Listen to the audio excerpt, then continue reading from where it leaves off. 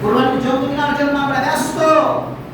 বেনামাজি আপনার কোথায় কুরবানি আছে? বেনামাজি আপনি কোথায় কুরবানি, কিভাবে কুরবানি করবেন?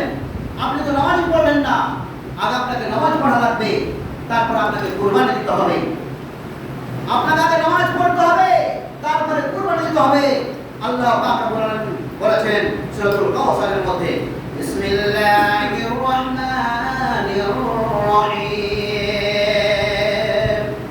ইন্না আতাইনাকাল কাউসার ফাসাল্লি লিরাব্বিকা ওয়ানহার। আল্লাহ পাক বলেন, ইন্না আতাইনাকাল কাউসার, ও নবী আমি আপনাকে কাউসার দান করেছি। ইন্না আতাইনাকাল কাউসার, আমি আপনাকে কাউসার দান করেছি।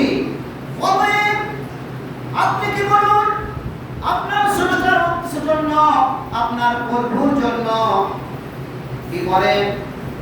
সালাত কায়েম করেন। ইন্না আতাইনাকাল কাউসার ফাসাল্লি লিরাব্বিকা ওয়ানহার, আপনি আপনার প্রভুর সন্তুষ্ট কামনার জন্য, আপনার প্রভুর সন্তুষ্টির জন্য আপনি কি করেন? সালাত কায়েম করেন আর কুরবানি আদায় করেন।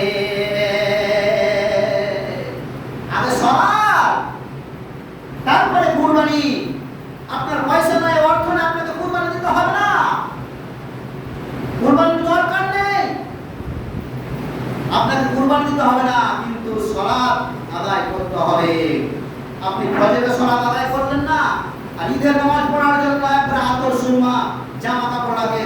বেনামাজি নামাজি আপনার সাথ হতে পারবে না। ফজরে তো আপনি নামাজ পড়েননি, শুধু আপনি ঈদের জামাতের আগে কাতারে গিয়ে কিভাবে বসবো আপনার এটাই চিন্তা। আর নামাজ পড়ে তাকবীর তাহরিম জিকির আজকাল করে ওই গা থেকে লুঙ্গি নেটি মারতে মারতেছে, চলো গোড়াটা ফেলতে হবে, সে কই মন কাছে কই তাড়াতাড়ি চলেন। যদি পুলিশ দেরি হয়ে যায়, কি ব্যাপার? কোথায় গিয়েছিলেন এতক্ষণে দেরি? জানেন না যে আজকে কুরবানির দিন? আপনি তো আল্লাহর জিকিরটা করতে শিখলেন না, আল্লাহর তাকবীরটা শেখানো হয়েছে, নিয়ম আছে, পদ্ধতি আপনি পড়লেন না, ঈদের নামাজটা আপনি ভালোভাবে আদায় করলেন না। আর কুরবানির পশুকে জবাই করার জন্য, কুরবানি দেওয়ার জন্য সে লাফালাফি আপনাকে কি উপদেশ দিয়েছে, কি আদেশ দিয়েছে? আল্লাহ ইন্না সালাতি ওয়া নুসুকি ওয়া মাহইয়ায়া ওয়া মামাতি লিল্লাহি রাব্বিল আলামিন।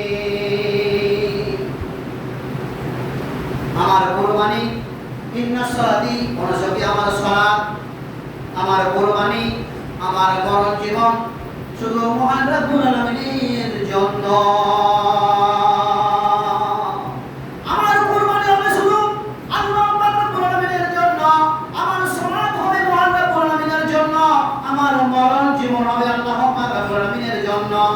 ইন্না সালাতি ওয়া নুসুকি ওয়া মাহইয়ায়া ওয়া মামাতি লিল্লাহি রাব্বিল আলামিন। আমার সালাত, আমার কুরবানি, আমার মরণ এবং জীবন শুধু মহান রব্বুল আলামিনের জন্য হবে, মহান রব্বুল আলামিনের সন্তুষ্ট কামনার জন্য হবে। শুধু লোক দেখানোর জন্য নয়, মানুষের সামনে নাম কামানোর জন্য নয়। আমি 1 লক্ষ টাকা দিয়ে, 10,000 দিয়ে, 20,000 টাকা দিয়ে আমি আপনি কুরবানির জন্তু ক্রয় করেছি, আর নামাজ পড়লাম না, আল্লাহর সন্তুষ্ট কামনার জন্য নামাজ পড়লাম না, নামাজ পড়ার পরে কুরবানি আদায় করলাম না, আমার জীবনটাকে ভাবলাম না, আমার মরণ যে হবে, আমাকে যে মরতে হবে, আপনাকে মরতে হবে। এই জীবন যে আল্লাহ পাক রব্বুল আলামিনের জন্য, আল্লাহ পাক রব্বুল আলামিন এই জীবন দান করেছেন, আমার হায়াত আল্লাহ পাক রব্বুল আলামিন দান করেছেন। আমরা এই লক্ষ্য করলাম না, এদিকে খেয়াল রাখলাম না, নামাজ নাই, কালাম নাই, কুরবানি নিয়ে আমরা কি হয়ে গেলাম? ব্যস্ত হয়ে গেলাম। ইসলাম ধর্মীয় আমার আপনার সমাজ হবে, কুরবানি হবে, হায়াত মরণ জীবন হবে শুধু আল্লাহ পাক রব্বুল আলামিনের সন্তুষ্ট কামনার জন্য। আমাদের মধ্যে একটি নিয়ম আছে, রীতি আছে। কুরবানি কার নামে দিব? পুলিশ সাহেব কার নামে কুরবানি দিব?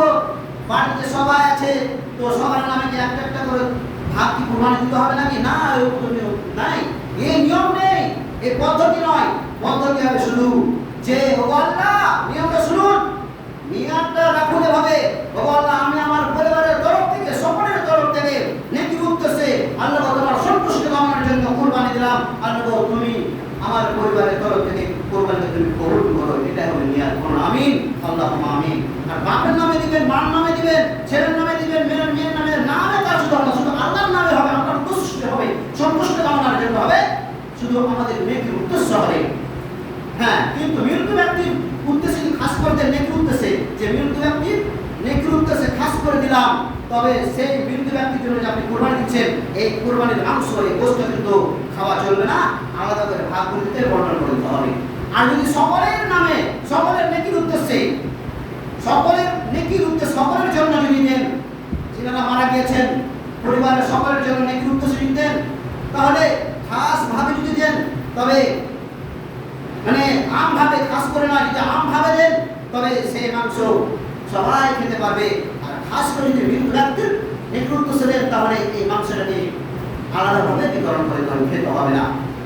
যাই হোক, সমাজ হয়ে আসছে যে কুরবানি আমরা দেব, কিন্তু তার আগে আমাদেরকে সালাত কায়েম করতে হবে। এখন চলছে আশারায়ে জিলহিজ্জা, জিলহিজ্জা মাসের চাঁদ উঠে গেছে, 1 তারিখ থেকে নিয়ে 10 তারিখ পর্যন্ত খুব গুরুত্ব রয়েছে। এই 10 তারিখে যে ইবাদত আল্লাহ কবুল করেন, কোনোদিনও তা কবুল করেন না। মানে তাহলে রমজান মাসে চলে গেছে না, এই মাসের একটা গুরুত্ব দেখিয়েছেন আল্লাহ। আল্লাহ বলেছেন এই মাসে খুব গুরুত্ব রয়েছে,